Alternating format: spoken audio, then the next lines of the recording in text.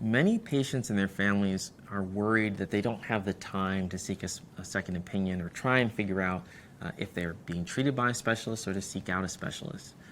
What many patients and families won't know, and again, it's hard to get this information out to people ahead of time, is that there actually tends to be a lot of time to think about the next steps when there is an imaging diagnosis of a possible brain tumor.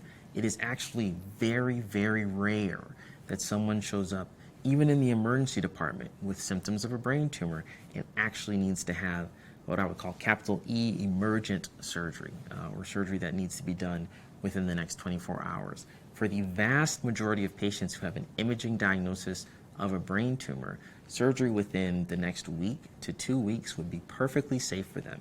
Their symptoms can be controlled with medications. We can watch them either inside the hospital or outside, and they can seek a second opinion before they're moved to the operating room.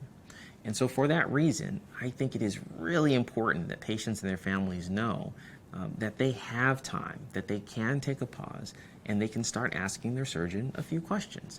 Questions like, hey, are you a specialist in brain tumors? If you are a specialist in brain tumors, is this a type of tumor that you see frequently? Do you see this type of tumor in this location frequently? How many surgeries do you do for tumors like this? What sort of training did you get to specialize in tumors like this? What does your brain tumor treatment team look like? Are there many different specialists that are involved in the care of brain tumors? Does your institution have a regular tumor board? Will my case be presented at that tumor board? And do you have clinical trials open for this type of tumor, if that's what it ends up being?